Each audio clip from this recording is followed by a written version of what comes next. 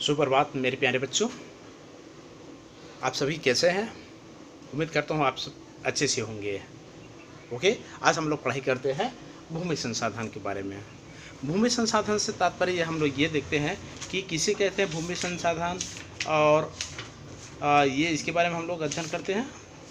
भूमि संसाधन हम ये कह सकते हैं कि जितने भी संसाधन हैं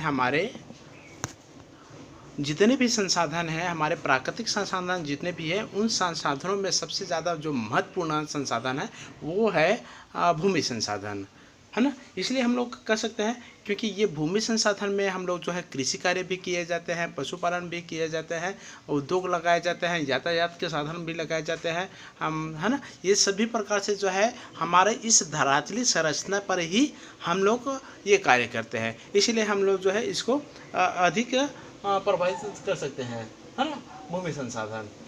तो इसके पहले मैंने बताया था संसाधन किसे कहते हैं। जो संसाधन जो है मानव की आवश्यकताओं को पूरी कर देता है वो संसाधन कहते हैं। भूमि की किसे कहते हैं। भूमि में जो है हम लोग जो है जिस धरातली संरचना पर हम लोग जो रहते हैं, है ना, ईश्वर ने जो है हमें निःशुल्क उपहार के रूप में ये भूमि, ये मिट्टी, ये जल, ये वायु, ये सूर्य ताप, ये परछाइयाँ, ये सब को दिए है उसमें प्रकृति, है ना। तो ये ईश्वरीय देन में जो है भूमि संसाधन जो क्लियर कर दिया था ना, भूमि संसाधन वह होते हैं जिसमें मानव ने अपने जितने भी हमें प्राकृतिक रूप से जो संसाधन दिया है उसमें जो महत्वपूर्ण जो बिंदुओं में से है वो भूमि संसाधन है। अब इसके बाद हम लोग अध्ययन करते हैं भूमि उपयोग। भूमि उपयोग से तात्पर्य यह है किसी देश या प्रदेश में मौजूद जो जितनी भी भूमि है उन भूमियों में अपने तरीके से ये लोग जो है अपना भूमि उपयोग करते हैं, है ना। कहीं पर जो है वन का ज़्यादा दबाव पड़ता है तो कहीं पर जो है नगर का बसावट ज़्यादा अधिक हुई है, कहीं पर जो है बांध अधिक बनाए हुए हैं, कहीं पर, है ना, तो कहीं पर जो है उद्योग अधिक बनाए हुए हैं, कहीं पर जो है पूरा देश जो है कृषि प्रधान देश हो जाते हैं। जैसे उदाहरण के लिए हम लोग ये देखें, भारत में जो है कृषि प्रधान देश है जिसमें जो है 76% जो है कृषि में प्रत्यक्ष रूप से या अप्रत्यक्ष रूप से जुड़े हैं। प्रत्यक्ष रूप से हम लोग वो कर सकते हैं जो प्राथमिक व्यवसाय के लोग जुड़े हुए हैं, जो कृषि से संबंधित जो है किसी बीज बोकर जो है उसमें अनाज उगाया जाता है, या पशुपालन किया जाता है, या मत्स्य पालन किया जाता है। ये हमारा जो है प्रत्यक्ष रूप से। अप्रत्यक्ष रूप से ये किया जाता है कि जो हम लोग कृषक के द्वारा जो है गन्ना बोए जाते हैं, है ना, तो गन्ना से जो चीनी उगाए जाते हैं, जूड़ से परसन के एक नया रूप देने का काम जो है वो द्वितीयक व्यवसाय को लोग कर सकते हैं। तो इसलिए हम इसको कह सकते हैं कि यह जो है प्राथमिक व्यवसाय से लेकर जो है द्वितीयक व्यवसाय पे जो है ये प्रत्यक्ष रूप से अप्रत्यक्ष रूप से इसमें भूमि को उपयोग होते हैं। हर देशों में जो है इसका अलग अलग हो सकते हैं, है ना। जैसे हम लोग कह सकते हैं उत्तरी अमेरिका में कह सकते हैं जो घास का मैदान है वो प्रेवरीज घास का मैदान कर सकते हैं। ऑस्ट्रेलिया में हम लोग कह सकते हैं डाउन से कह सकते हैं। रूस में हम लोग उड़ से कह सकते हैं, स्टेपिस कह सकते हैं। दक्षिण अफ्रीका और दक्षिण अमेरिका में जो है इसको कंपास कह सकते हैं। तो हर देशों में इसका जो है अलग अलग उपयोगिता हुई है ना। कहने का तात्पर्य यह है ये कृषि कार्य के लिए भी किए जा सकते हैं, उद्योग के लिए भी होते हैं, है ना, नगरीकरण बसाए किया जाता है, दुकानें लगाई जाती है, ये सभी प्रकार जो है भूमि पर ही लगाई जाती है। वन से अब यहाँ पर देखते हैं वन भूमि किसे कहते हैं हम ये देखते हैं। हम लोग इसके पहले ये देखते हैं कि भारत को जो है क्षेत्रफल जो है 32,87,263 वर्ग किलोमीटर है। 32,87,263 वर्ग किलोमीटर है। हम उत्तर से दक्षिण और पूर्व से पश्चिम का हम ये विभाग देखते हैं। भारत का भूमि उपयोग के अंतर्गत हम लोग कह सकते हैं कि भारत के ऊपरी भागों पर हिमालय है जहाँ पर भूमि को उपयोगिता उतनी हासिल नहीं हो सकती है ना। दूसरी बात हम लोग ये कह सकते हैं कि भारत का जो है उत्तरी पश्चिमी भागों पर देखें थार का मरुस्थल है, वहाँ भूमि उपयोग नहीं हो पाती है बहुत से भागों पर। भारत के उत्तरी पूर्वी भागों पर देखें जो 7 राज्यों से बटा हुआ है, उन 7 भागों में जो है एक जो है मेघालय है जहाँ सबसे ज़्यादा वर्षा होती है। लैंडलाइन मिट्टी है जहाँ पर उपजाऊ भूमि नहीं हो पाती। दूसरा जो है भारत के दक्षिणी भागों पर क्या है, ये हिंद महासागर दक्षिण पूर्वी भागों पर और दक्षिण पश्चिमी भागों पर देखें, जो अरब सागर और बंगाल की खाड़ी है, उन भागों पर जो मैं कहने का तात्पर्य यह है कि उन भागों पर जो है उनकी तुलनात्मक की दक्षिणी भागों पर जो है उपयोगिता हासिल ज़्यादा होती है इन तटीय भागों पर, है ना। तो ये वन क्षेत्र जो है, भूमि का उपयोग जो है हर क्षेत्रों पर अलग अलग सा किए जा सकते हैं। अब हम लोग देखते हैं वन भूमि। वन भूमि किसे कहते हैं? वन भूमि किसे कहते हैं? वह भूमि जिस पर जो है वन से ही ढके हुए होते हैं, वहाँ पर पूरी वनस्पतियों से ढका हुआ होता है। तो उन ऐसे भागों पर जो है वन भूमि से तात्पर्य यह है कि उन भागों पर जो है वन से ढका होने के कारण वो सभी प्रकार से वन से जो है मिलती हैं, चाहे वो वन से हमको बहुत सी उपयोगिता हासिल हो जाती है ना। वन से हमें जो है प्रत्यक्ष रूप से और अप्रत्यक्ष रूप से भी लाभ होता है। प्रत्यक्ष रूप से हम लोग कह सकते हैं, जो प्रत्यक्ष रूप से हमको ईंधन की प्राप्ति हो जाती है लकड़ियों से, है ना। फर्नीचर का उपयोग हो जाता है ना, प्रत्यक्ष रूप से। और प्रत्यक्ष रूप से हम ये भी कह सकते हैं कि उसमें जो है हमको बहुत से औषधियाँ मिल जाती है ना। और उसमें औषधियों के साथ साथ हमको जो है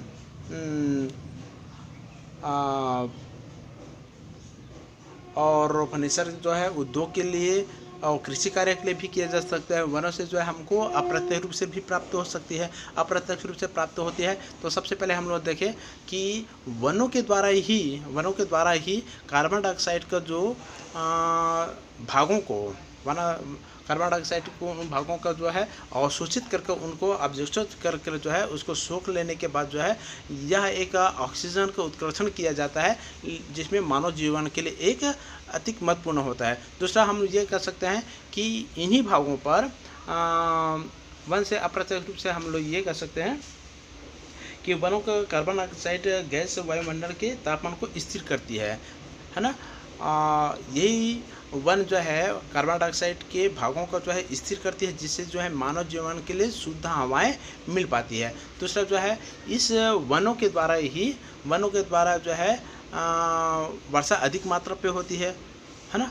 क्यों? क्योंकि वो जो है जो अधिक तापमान होती है, तापमान जो होने है वाष्पीकरण होते हैं, उसके बाद फिर उन भागों पर वन अधिक होने के कारण जो है वहाँ पर संग्रहण जो बत्ती है उन भागों पर, तो संग्रहण जो है ये वर्षा होने के लिए आकर्षित करती है और उस भागों पर अधिक वर्षा हो जाती है। ये तीसरा हुआ। चौथा जो है अधिक वर्षा होने के कारण, है ना, अधिक वजह से वर्षा हो जाती है, तो जहाँ पर जो पेड़ है, वृक्ष है, उस एक वृक्ष का हम लोग ये देखें कि एक वृक्ष का जो जड़ें जो है चारों तरफ से जकड़ कर रखती है, और जकड़ के होने के कारण जो है ऐसे भागों पर जो है भूमि का अपरदन नहीं हो पाता, भूमि का कटाव नहीं हो सकता। ये बहुत बड़ी उपलब्धि हो जाती है। दूसरी बात ये हो जाती है कि वनों से हमें जल स्तर जो है बनाए रखता है। जल स्तर कैसे बनाए रखता है कि उन भागों पर वर्षा आकर्षित करती है, जिससे जो है पानी यदि उस स्थान पर चलता है, वर्षा अधिक होती है, तो वहाँ पर धीरे धीरे वह रिसता है, और रिसने के कारण जो है उस भागों पर जो है जल पर्याप्त मात्रा में मिलती है। जब हम कुएं खुदाई करते हैं या बोर खुदवाई करते हैं, तो वहाँ पर आसानी से हमको जल प्राप्त हो जाती है। अगला हम लोग ये कर सकते हैं,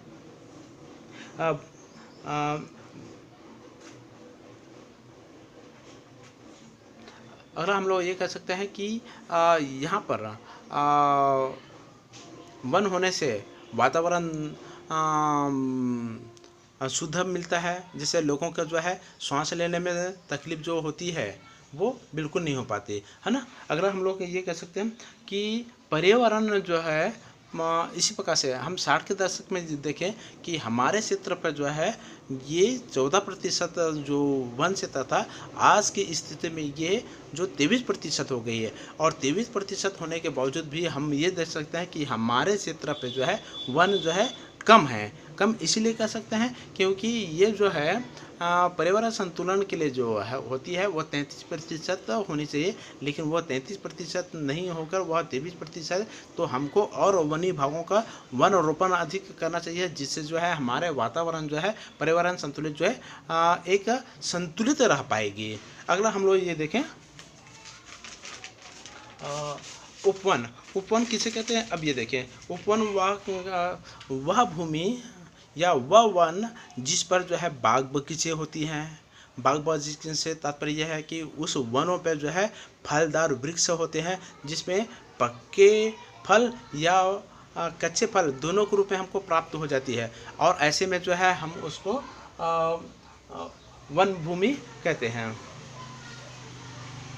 और यह धीरे धीरे जो है वन भूमि जो है धीरे धीरे जो है खत्म होने की स्थिति पे होती जा रही है, क्योंकि जो है भारत जो है जनसंख्या का दूसरा रूप है, विश्व में दूसरे स्थान पर जनसंख्या है जो 130 करोड़ यहाँ जनसंख्या है, जो कृषि क्षेत्र पर जो धीरे धीरे ख़त्म होते जा रही है और वहाँ पर धीरे धीरे जो है उद्योग लगाते जा रहे हैं। अगला हम लोग ये कह सकते हैं कृषि भूमि। कृषि भूमि किसे कहते हैं? अब ये देखें, भारत एक कृषि प्रधान देश है, और भारत कृषि प्रधान देश है तो इसमें जो है लगभग 75% जो है प्रत्यक्ष और अप्रत्यक्ष रूप से इसमें संलग्न हैं। लोग जो है इसमें जो है अपना व्यवसाय करते हैं, लोग जो है इसमें अधिक है, और राष्ट्रीय आय का लगभग जो है 45% या 46% जो है इसमें राष्ट्रीय आय का हमको प्राप्त हो पाती है ना। तो ये और बहुत से ऐसे उद्योग हुए हैं है ना, बहुत से उद्योग ऐसे होते हैं जो कृषि पर ही निर्भर होते हैं, है ना। जैसे हम लोग ये देखें, खेतों के द्वारा जो है और किसानों के द्वारा जो प्राथमिक व्यवसाय में जो बोए जाते हैं कपास, वह द्वितीयक व्यवसाय में बोलते हैं, और उसी के कारण जो है सूती वस्त्र उद्योग स्थापित है। हाँ, कृषि के कारण ही चीनी के गन्ना बोते हैं, गन्ना बोने के कारण जो चीनी उद्योग स्थापित हुए हैं, है ना। अगला हम लोग का कह सकते हैं जूट पर्सन बोलते हैं, और पर्सन के कारण जो है जूट उद्योग संचालित हुई है ना। ऐसे बहुत से ऐसे होते हैं जिसके कारण कृषि के कारण ही, प्राथमिक व्यवसाय के कारण ही वह बहुत से उद्योग संचालित होती है। अकृषि भूमि। अकृषि भूमि किसे कहते हैं? अब ये देखिए, अकृषि भूमि उसे कहा जाता है जिस भूमि पर जो है कृषि कार्य नहीं किया जाता, कृषि का अलावा जो और अन्य कार्य किए जाते हैं। जैसे उदाहरण के लिए हम लोग ये कह सकते हैं कि धीरे धीरे जो है गांव से जो है शहर की ओर बसावट अधिक हो रही है, तो नगरीकरण हो रही है, उद्योग अधिक संचालित हो रही है, बांध बनाने जा रहे हैं, बाग बगीचा अधिक बनाए जाते हैं, है ना। तो वो उस भागों पर जो है किसानों के द्वारा जो बीज बोकर जो है अनाज उगाया जाता है उन भागों पर ना होता, जबकि वो अकृषि होती है। इनकी फसल उगाने के अलावा हर चीज़ कार्य जो होते हैं वो अकृषि भूमि कहते हैं, है ना। विगत कुछ दिनों में, कुछ वर्षों में हम लोग देखते हैं औद्योगिकरण अधिक हो रही है, नगरीकरण अधिक हो रही है, तो ये जो है अकृषि भूमि के अंतर्गत कहते हैं। प्रतिभूमि। अब प्रतिभूमि किसे कहते हैं? हम ये देखें, प्रतिभूमि जो है उसे कहते हैं जब किसानों के द्वारा अपने खेतों को जो है एक वर्ष के लिए उसमें हल नहीं चलाया जाता। हल नहीं चलाने से जो है उस पर जो है कृषि कार्य भी नहीं किया जाता है ना, तो वो प्रतिभूमि कहते हैं, है ना। तो ये प्रतिभूमि जो है दो प्रकार से हो सकता है, एक वर्तमान प्रतिभूमि, दूसरा जो है प्राचीन प्रतिभूमि। जब वर्तमान प्रतिभूमि उसे कहा जाता है जब किसान जो है एक वर्ष के लिए अपने खेतों पर जो है कोई फसल नहीं उगाया जाता। इसलिए नहीं उगाया जाता क्योंकि उसकी जो उर्वरकता पहले जैसे जो थी उसकी उर्वरकता को बनाए रखने के लिए, उसमें ह्यूमस की मात्रा अधिक मात्रा हो जाने के लिए उसमें एक वर्ष के लिए किसी प्रकार से कोई जो है फसल नहीं उगाया जाता। तो ये वर्तमान प्रतिभूमि कहते हैं। दूसरा जो है प्राचीन प्रतिभूमि उसे कहा जाता है। प्राचीन प्रतिभूमि वह होते हैं जब कोई किसान जो है या कोई किसान अपने खेतों पर जो है 2 या 2 से अधिक वर्षों तक ले उसमें किसी प्रकार से कोई कोई फसल नहीं लगाई जाती, तो ये जो है प्राचीन प्रतिभूमि कहते हैं। अब जब 2-3 साल तक उसमें हल जब नहीं लगाया जाता तो वो धीरे धीरे जो है वह बंजर भूमि का पनपने लग जाता है ना।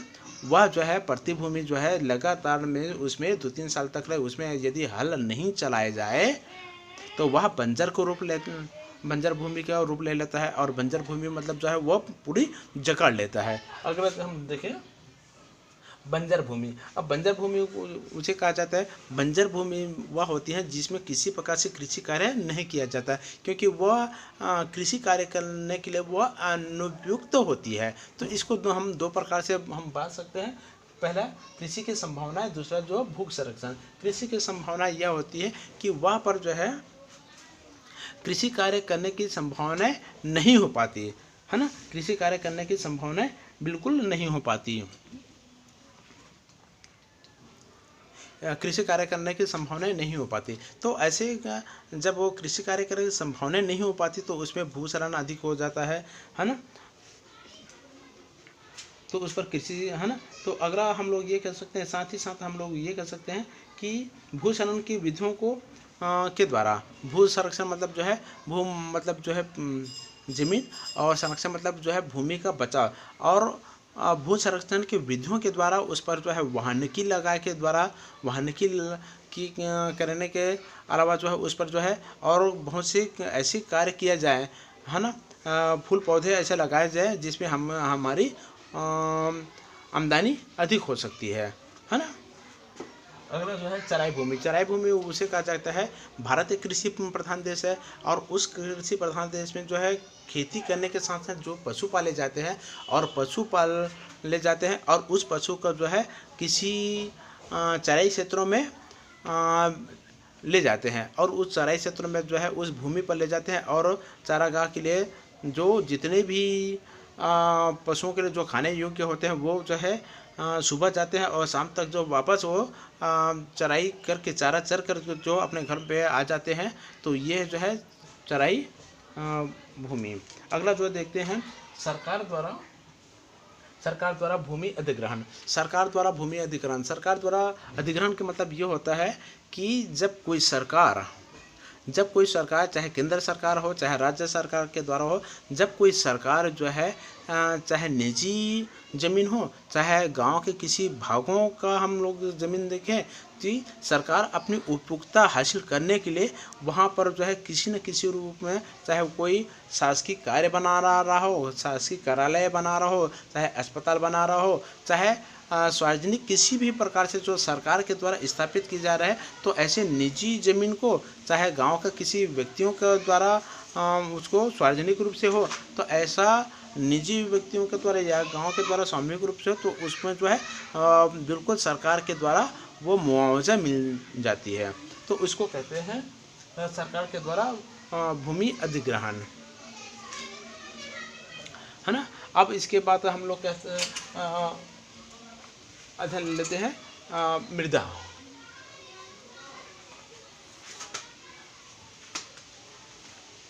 अब देखते हैं मृदा। मृदा किसे कहते हैं ये देखते हैं। मृदा किसे कहते हैं, चट्टानों के विखंडित से ही मृदा की निर्माण होता है।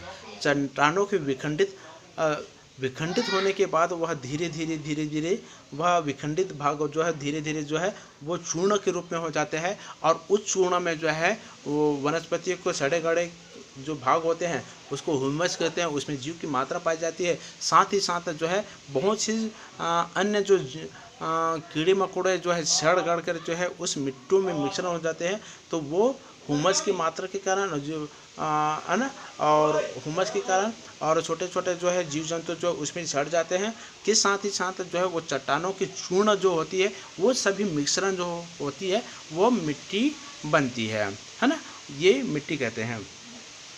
अब इसमें ये भी कह सकते हैं कि ये तो हुआ मिट्टी। अब इसमें मिट्टी के जो है हम लोग परत के रूप में परत देखते हैं। जैसे हम लोग जो है हम कई जगहों पर देखते हैं बोर जब खुदाई करते हैं तो उसमें बोर खुदाई होते हैं, सबसे पहले जो है धूल निकलता है। धूल निकलने के बाद तो हम थोड़ी बात देखते हैं कि एक लाल मिट्टी निकला, लाल मिट्टी के बाद हम देखते हैं कि पीली मिट्टी निकला, पीली मिट्टी के बाद जो है पानी निकलता है, पानी के बाद जो है पत्थर निकलते। मतलब कहने का मतलब यह है कि वह धूल निकला, धूल के बाद वो पीली मिट्टी निकला, फिर लाल मिट्टी निकला, फिर वो पानी निकला, फिर वो पत्थर निकला। मतलब जो है परत के रूप में परतदार के रूप में मिलती है। हम यदि किसी प्रकार से जो कुएँ को खुदाई करते हैं तो उसमें भी मिलता है कि धीरे धीरे लाल मिट्टी निकल जाता है, पीली मिट्टी निकल जाता है, फिर पत्थर मिलता है। मतलब जो है एक ही प्रकार से नहीं होता, वो अलग अलग परत के रूप में परतदार होती है, क्योंकि चट्टानें जो 3 प्रकार से होती है। एक जो है आग्नेय चट्टान होती है, दूसरा जो है अवसादी चट्टान या इसको परतदार चट्टान कह सकते हैं, और तीसरा इसको हम लोग कह सकते हैं दोनों का मिश्रण जिसकी रूप रंग आकृति बदल दी जाती है वो केंद्रित चट्टान कहते हैं। तो ये परतदार के रूप में आती है, और जहाँ पर परतदार होती है चट्टानों में, उन चट्टानों में जो है जीवों की मात्रा हो जाती है, जीव की मात्रा पाई जाती है ना। तो अब यहाँ पर देखें कि यह जो होती है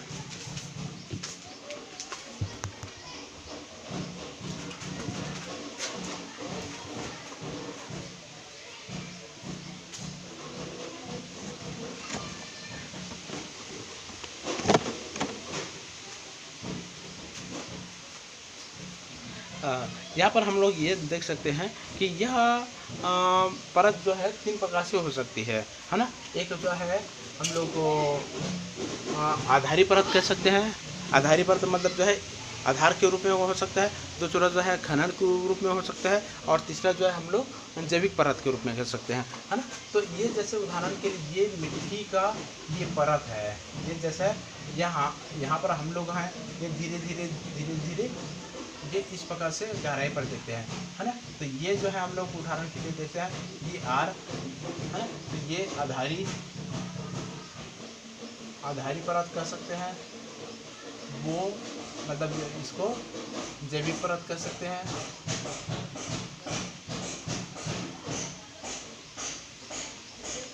इसमें खनन परत कह सकते हैं, है ना। ये परत 3 प्रकार से होती है, एक जैविक परत, दूसरा खनन परत और तीसरा आधारित परत। जैविक परत की वह होती है जिसमें जीव की मात्रा पाई जाती है। जैविक परत वो होती है जिसमें जीव की मात्रा पाई जाती है, और वो जीव की मात्रा होती है जितने भी पेड़ पौधे जो होती है वो जैविक परत में होती है, क्योंकि वो जीव की मात्रा होती है। जितने भी पेड़ पौधे वनस्पतियाँ जितनी भी होती हैं वो जैविक परत में होती है ना। और इसमें जैविक परत में जो है यह जो है ओ और ए मिलकर बनी हुई है, ओ और ए मिलकर बनी हुई है, और इसमें जो है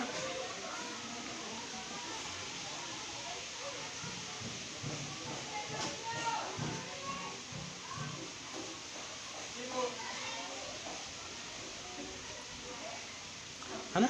और इसी भागों पर जो है वो परत में जैविक पदार्थ होने के कारण इसमें जो है ह्यूमस की मात्रा अधिक पाई जाती है, और इसमें कीड़े मकोड़े जंतुएं भी अधिक पाई जाती है।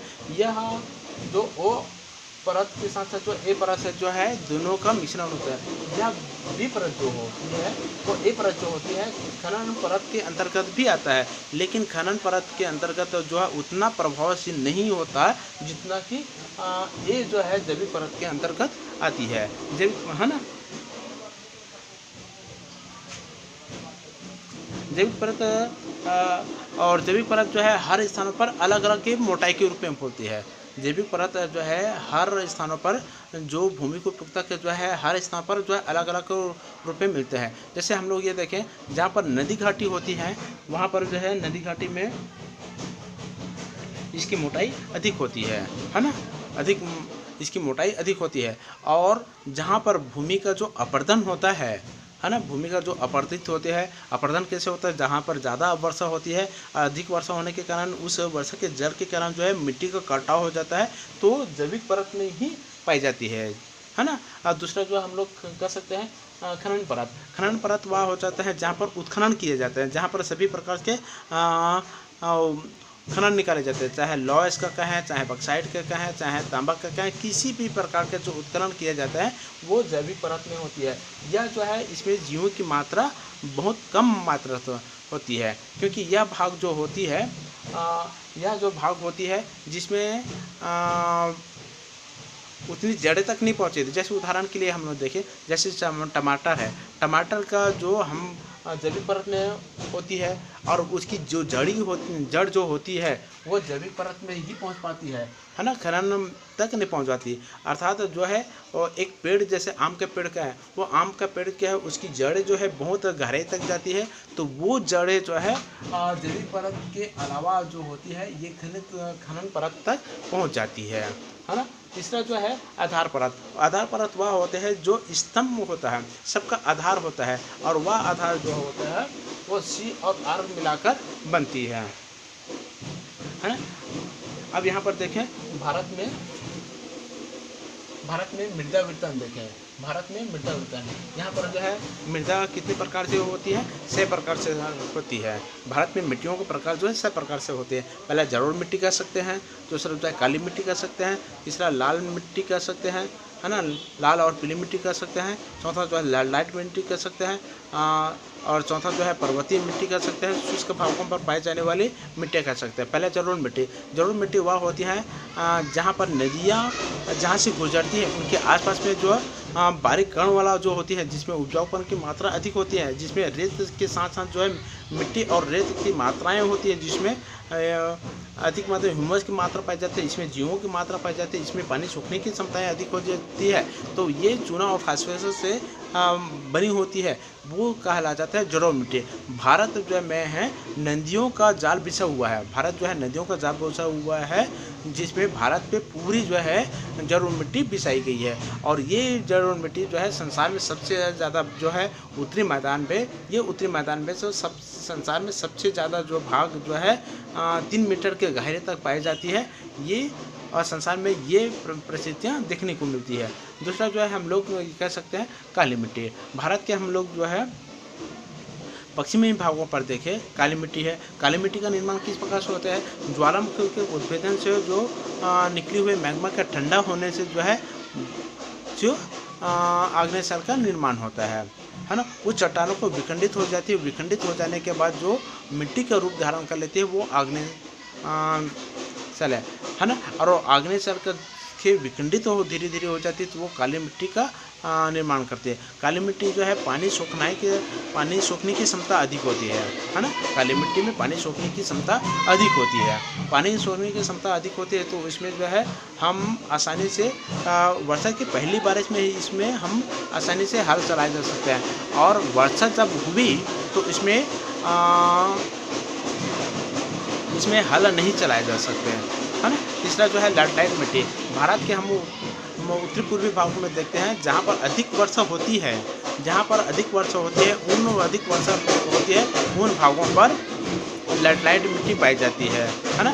वह लैटराइट मिट्टी वह होती है जिसमें उपजाऊपन नहीं होती है ना, उसमें उपजाऊपन नहीं होती है, उसमें बड़े बड़े कण पाए जाते हैं।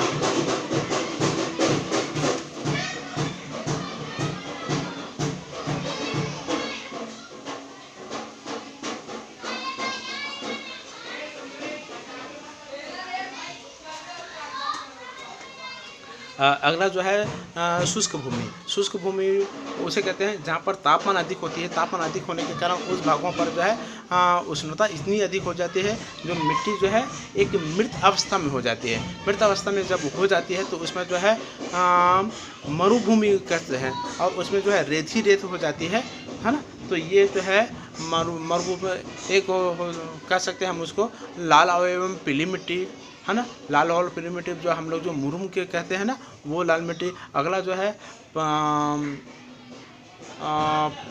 पर्वतीय भागों पर जो मिट्टियाँ मिल जाती है। तो इस प्रकार से जो हम लोग 6 प्रकार की जो मिट्टियाँ पाई जाती है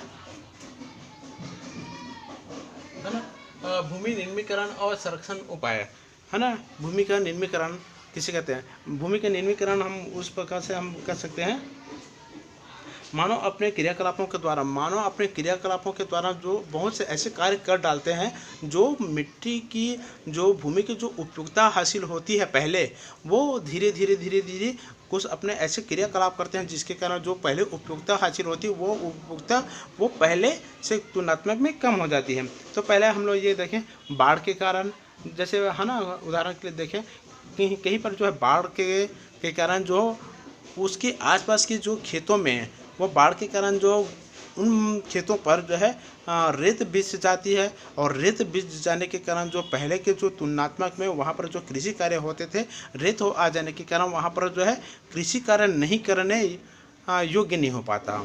तो ऐसे भागों पर हम उसको कहते हैं निम्नीकरण, है ना, भूमि का निम्नीकरण। दूसरा वहाँ कर सकते हैं जब ढलाई प्रदेशों पर, जो पर्वत के जो ढलाई प्रदेश होते हैं उस पर कृषि के हल चलाए जाते हैं। हल चलाने के बाद जो उसके ऊपरी भाग जो है हवा के कारण जब उड़ जाती है तो उसमें एक मोटे कण कण के रूप में होती है, और जो कृषि योग्य जो होते हैं भूमि, वह बिल्कुल उसके स्तर जो है कम हो जाता है। तीसरा हम ये कर सकते हैं कि आप सुने होंगे कि राजस्थान में एक जगह भाग है जहाँ पर नहरें निकाली जाती है, और नहर जो निकाली जाती है उसमें पानी जब जाती है उस भागों पर, तो इसकी लवणता जो होती है, उस लवणता जो होती है वो जो लवणता है वो पानी की ऊपरी परत में बिछ जाती है, और यही जल जब खेतों में जाता है तो उस खेतों पर जो है लवण की मात्रा अधिक हो जाती है, जो अनुपजाऊ भूमि हो जाती है ना। तो इसी प्रकार से गुजरात, राजस्थान, मध्य प्रदेश और महाराष्ट्र की अत्यधिक चराई के कारण भी सूखे पड़ते जा रहे हैं, है ना। ये स्थिति आजकल हमको देखने को मिलती है। अगला हम लोग देखें भूमि प्रबंधन। भूमि प्रबंधन से हम लोग ये कर सकते हैं कि भूमि जो है आजकल जो है किस प्रकार से हम इसको उपयोगिता करना चाहिए ना। एक तरफ जो है हम भूमि संसाधन कर सकते हैं, जिसमें किंतु है ना भूमि संसाधन बढ़ रही है, जिसमें जो है जनसंख्या का जो इतना अधिक दबाव पड़ने के कारण, जनसंख्या के इतना अधिक दबाव पड़ने के कारण जो है दबाव किस प्रकार से है, जब उद्योग लगाते हैं तो उद्योग लगाने के कारण जो उस स्थान पर जो है नगरीकरण का बसावट हो जाता है, उद्योग लगाते हैं तो बसावट हो जाता है ना, यातायात की सुविधाएं मिल जाती है तो जनसंख्या का बसावट हो जाती है। तो इस प्रकार से जो है भूमि का हर क्षेत्र जो है किस प्रकार से प्लानिंग के आधार पर, योजना के आधार पर जो है एक प्रबंधित करना चाहिए कि किस भागों पर और कैसा कैसा भूमि पर जो है किस प्रकार से किया जाए। तो लगाना चाहिए जहाँ पर बंजर भूमि है उन भागों पर जो है ये नगरीकरण बसावट करना चाहिए, बांध नहरें निकाले जाने चाहिए। जहाँ पर जो है कृषि योग्य होते हैं उनके तुलनात्मक उन बंजरों भूमि पर, उन भागों पर लगाना चाहिए जो हमको अधिक सुविधाएं हो जाती है ना। तो अगला हम लोग ये देखें कि उस प्रकार से हम लोग को भूमि पर किस प्रकार से प्रबंध करना चाहिए। तो भूमि का प्रबंधन जो है पहले हम लोग नगर एवं गांव का नियोजित विकास, नगर एवं गांव का नियोजित गांव का बसावट जो होती है और नगर में बसावट होती है, तो उन भागों पर जो है बसावट तो होती है कि साथ ही साथ जो हम लोग ये देखें कि जैसे जैसे गांव का बसावट होती है तो उनमें अतिक्रमण के भाग अधिक हो जाती है ना। गांव महानगर और नगर वाला जो है गांव की ओर अतिक्रमण करने के लिए स्थिति पर पहुंचती है ना। जहां खाली जगह होती है गांव में उन भागों पर शासकीय स्टेडियम हो या कार्यालय हो या अस्पताल हो, किसी प्रकार से वहाँ पर अतिक्रमण करते हैं। लेकिन यही भाग जो है शहरों में जो होती है तो उस पर जो है किसी प्रकार से विचार नहीं आता, वहाँ पर हाथ ही नहीं लगा सकते। दूसरा है ना, तो पहला कर सकते हैं नगर एवं गाँव का नियोजित विकास। दूसरा बंजर भूमि का उपयोग। बंजर भूमि का उपयोग, बंजर भूमि उसे कहा जाता है जिन भागों पर 2 या 2 से अधिक वर्षों तक किसी प्रकार से हल नहीं चलाया जाता है, तो है ना, जिसके कारण वह झाड़ियाँ जो होती है वो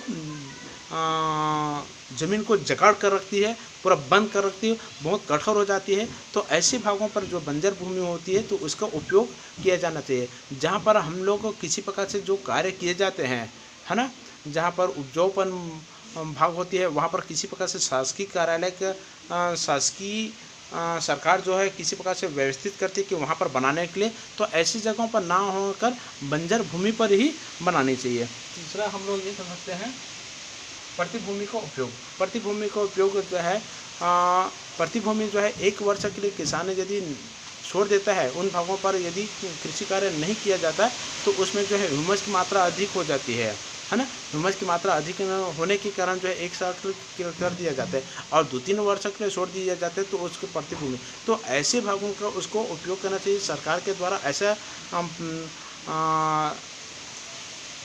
लगाना चाहिए उन प्रतिभूमि पर जो है, जो वानिकी के द्वारा, है ना, वानिकी के द्वारा और किसी प्रकार से और आयोजित करके उस पर लगाने चाहिए। अगला है वन संरक्षण एवं वन रोपण।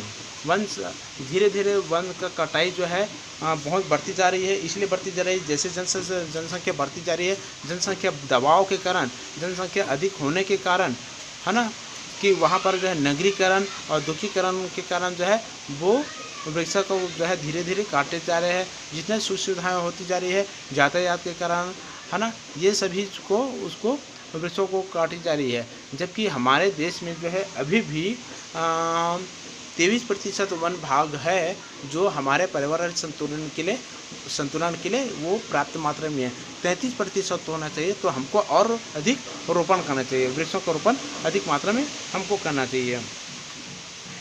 मृदा क्षरण का रोकथाम। मृदा क्षरण का मतलब जो है अपरदन, मृदा अपरदन का रोकथाम करनी चाहिए। क्यों करना चाहिए? क्योंकि जो है अधिक वर्षा होती है, जिन भागों पर अधिक वर्षा होती है और अधिक वर्षा होने के कारण जो है किसी वृक्ष के कारण यदि ज़मीन को जकड़ कर रखती है, उसकी जड़ जो है जकड़ कर रखती है, तो वहाँ पर मिट्टी का कटाव नहीं हो पाता। और जहाँ पर वृक्षारोपण नहीं हुआ है, कोई पेड़ नहीं है, तो आसानी से जो है अधिक वर्षा होने के कारण वो बहते हुए जो जाता है तो अपने साथ साथ भूमि को भी अधिक बहा कर ले जाती है और धीरे धीरे जो है भूमि का कटाव होती जाती है। तो एक स्थान ऐसे हो जाते हैं कि वहाँ पर जो है पूरा खालीपन हो जाता है ना। तो अधिक वृक्षारोपण लगाने से जो है भूमि का अपरदन कम होगा। अगला जो है घर के आसपास के भूमि का उपक्षेत्र।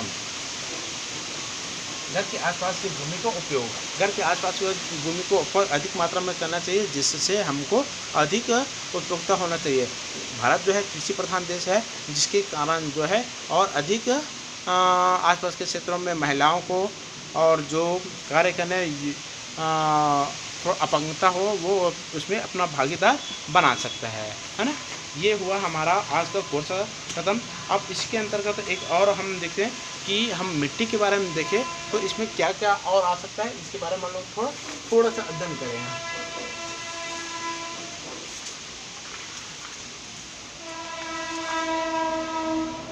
ये है क्रमांक दिया है, पहला, दूसरा व्यक्ति, तीसरा मिट्टी का उपयोग।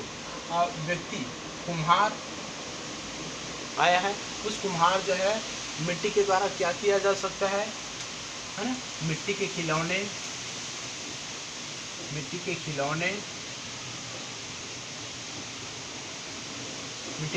बना सकता है और मिट्टी के बर्तन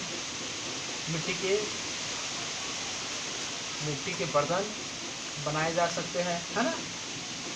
अच्छा, बहुत से बनाए जा सकते हैं कुम्हार के द्वारा। मिट्टी के खिलौने भी बना सकते हैं, मिट्टी के बर्तन बनाए जा सकते हैं, दिया बनाते हैं, घड़ा बनाते हैं, बहुत से ऐसे बनाते हैं। लेकिन अब एक दो बता सकते हैं, आपके नॉलेज है कि नहीं।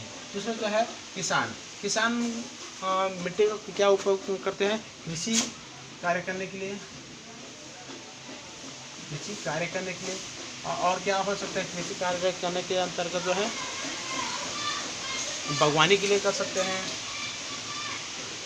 बागवानी करने के लिए या पशुपालन करने के लिए कर सकते हैं। मूर्तिकार, है ना, मूर्तिकार जो है मिट्टी से क्या बनाते हैं? तो सभी प्रकार से मूर्ति होगा, सभी प्रकार की मूर्तियाँ बनाने के लिए। उद्योगपति क्या करते हैं? मिट्टी से क्या होता है? उस मिट्टियों पर उद्योग लगाकर, है ना, उद्योग लगा कर किया जा सकते हैं। और बाग बगीचे लगवाने का जो है उनके पास जो है बहुत पैसा रहता है, तो ये बाग बगीचा भी बना सकते हैं। गांव की महिला मिट्टी से क्या करते हैं? लिपाई पोताई घर बनाने के लिए सभी प्रकार के ऐसे बहुत से कर सकते हैं। इसके बाद जो है और बहुत से ऐसे कारण आ सकते हैं जो उस व्यक्तियों के द्वारा क्या क्या मिट्टी का उपयोग किया जा सकते हैं। ये आज हमने पढ़ा कक्षा 10वीं का सामाजिक विज्ञान के अंतर्गत भूमि उपयोग। इसने हमने अभी बताया, ये पूरी बातें बताते। ये वीडियो को आप बार बार सुनेंगे, आपको जो है पूर्ण रूप से आपको फ़ायदेमंद मिलेगी। मेरा व्हाट्सएप नंबर है 9131583459। इसमें मेरा अपना किसी प्रकार से जो डाउट है वो अपना व्हाट्सएप ने मेरा कर सकते हैं, या तो मेरे को इस नंबर पर ही आप कॉल लगा सकते हैं। आपको ज़रूर मैं उसका उत्तर ज़रूर दूंगा। और यहीं पर जो है आज का कार्यक्रम, आज का क्लासेस मैं बंद करता हूँ। धन्यवाद। ओके।